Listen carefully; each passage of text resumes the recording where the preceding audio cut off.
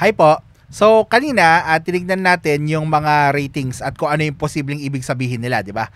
Ninote na natin. And then, tumingin na rin tayo sa mga reviews. So, actually, itong video na to ay about review analysis. Pero, hindi siya yung review analysis na ginawa natin kanina.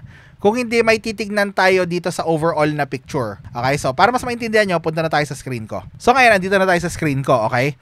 So, yung mga nagpa-private label, isa sa mga tinitignan nila ay yung existence or yung count ng mga reviews dito sa first page. Okay, isa to sa mga tinitignan nila. Again, hindi ako expert sa private label. Okay, alam ko yung mga mga criteria, pero ayoko kasing ituro yung hindi ko sanay eh. Okay, nag-private label ako noon pero ayoko siyang basta ayoko magmagaling. Parang gano'n, at least tong wholesale talagang kabisado kung masasabi ko, pero so pasensya na kayo, okay? Pero whatever I teach you here, konting-konti na lang, okay? Pwede pag naintindihan niyo yung yung underlying concepts na tinuturo ko, may intindihan niyo yung private label, promise, okay? So anyways, yun nga, sinasabi ko, tinitingnan nila yung number of reviews. Bakit mo titingnan yung number of reviews? Kasi ang gusto mong makita ay kung merong authority figure dito, number one, at titingnan mo rin kung pwede pang lumaban yung bagong product dito sa first page. Ano ibig sabihin? Kunyari kung ito may 3,000 reviews to, okay, siguro pwede mo pang labanan, I guess. Pero ito, 21,000 reviews. So, ano ibig sabihin niyan? Okay, 'di ba? Kunyari kayo, bibili kayo sa Shopee or sa Lazada, 'di ba? Hindi ko alam sa inyo, pero ako at karamihan ng mga taong kilala ko, titingnan nila yung number of reviews. Yung number of reviews, yung review din mismo, pero yung number of ratings or reviews, 'di ba? Ngayon, kunyari merong dalawang same na product. Kunyari merong remote control na ganito, kunyari itong remote control na hawak ko, tapos merong katulad. So, paano mo malalaman kung ano yung mas maganda? Titignan mo kung ano yung mas maraming ratings, 'di ba? Yung mas maraming reviews. So, dito to nag-a-apply. Okay? So, pag pinagtapat natin itong 4 sigma na to, okay, tama ba? Mushroom ba siya? Oh, mushroom siya. Versus dito sa katabi niya na organic instant, okay? So, tapos kunyari pareho yung presyo nila, okay? Kunyari pareho yung presyo nila. Kunyari pareho silang 17.75. Ano yung pipiliin mo? Ano yung mas bibilhin mo? 'Di ba ito? Bakit? Kasi mas maraming reviews, mas maraming nag-try nito, tapos very positive out of 21,000 o halos 22,000 na. 'Di ba? So, ibig sabihin, ito yung mas magandang product and authority na siya rito, 20,000. That's an authority na. Ibig sabihin, parang isa na siya sa mga nagdo-dominate nitong mushroom coffee na to, na keyword. Okay, dino-dominate na niya. Ngayon, dahil hindi ito private label, okay, hindi ito private label, so, ano yung silbi ng number of reviews sa atin? Ang gusto ko makita rito, ang hinahanap ko, ay, una, yung target product ko, ilan yung reviews niya. Okay, yung target product ko, ilan yung reviews niya. Kunyari, yung target product ko, walang reviews. Kunyari, isa siya dun sa mga, nangyayari pala to na kunyari minsan yung mga brand na kinontak mo, sasabihin nila sa'yo na, okay, bago namin ibigay sa itong product na sinasabi mong gusto mo, gusto ka muna naming subukan, ipakita mo sa amin na kaya mong ibenta itong isang product namin na mahina sa Amazon, o itong isang product namin na wala pa sa Amazon. Pakita mo lang sa amin. Parang titingnan na natin, parang test, parang ganon. Tapos hindi ko kayo matuturuan kung paano gumawa ng bagong listing, okay? Kasi hindi ko forte 'yon. Okay, marunong ako pero hindi ko forte. So ayokong pakialaman. Pero kunyari lang figure out na lang ako paano gumawa ng bagong listing, okay? And then so anong review nun? 0 dahil bagong product, 'di ba? So ang gusto kong tignan ay kung yung mga bagong products ba, may bagong product ba dito sa first page at kamusta yung kamusta yung performance nila. Okay, so kung maaalala nyo dun sa online arbitrage, diba may buyback statistics na sinasabi ko na pagka kayong mga new sellers ay 0 reviews.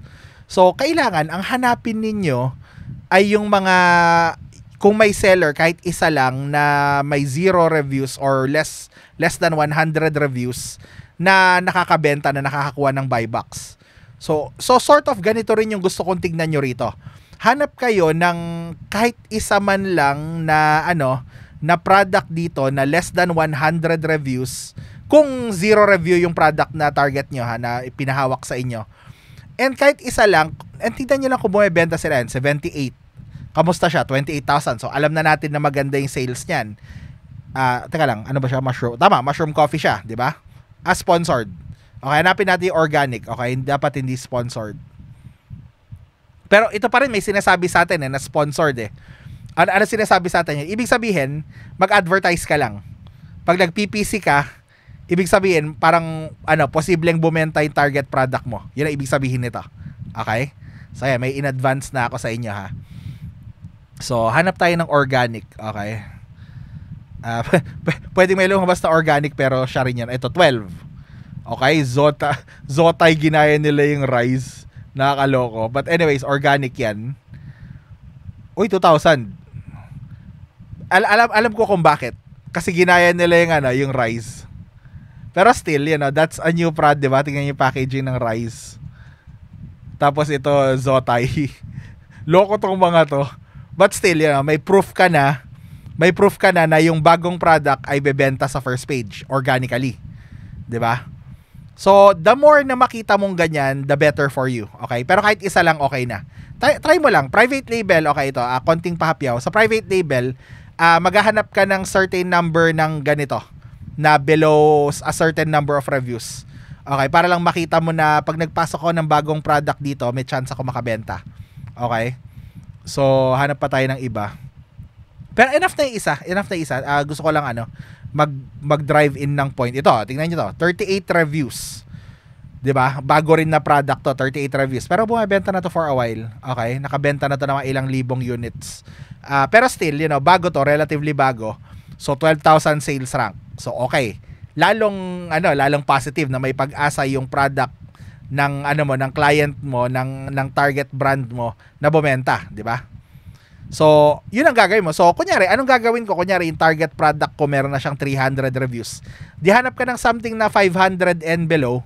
Di ba? 500 to 300 reviews. Kamusta yung ginagawa nila? Kunyari lang, yung product mo ay 300. Okay? I-double mo na lang.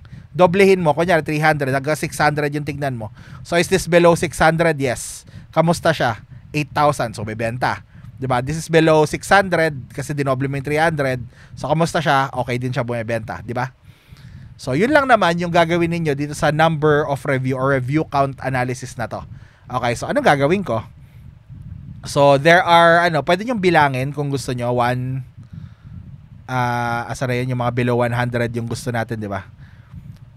So, kunyari isa lang or dalawa or 2 pack ito eh. So, gawin natin dapat yung halos kapareho niya. So, 1 and 2 yung kanina, diba? 2. Yan yung Zotay. So, dalawa. Okay? So, first page lang na may ina-analyze natin, okay? So, there are 2 new products in the first page that are selling well, okay? Ayan. So, kung gusto mo rin, i-note mo rin yung mga niya, yung mga parang link nila para ma-refer mo mamaya. Hindi ko na muna gagawin ngayon, okay? So, yan ang gagawin natin dito sa na to, sa part na to ng analysis. So, nakikita niyo na, 'di ba? So, hindi ko ituturo sa inyo yung private label criteria, pero pag inintindi niyo to, kagaya ng sinabi ko, so medyo maintindihan niyo na kung paano mag-private label research, konting-konti na lang. Okay? So, yun po, maraming salamat and I'll see you next video. Bye.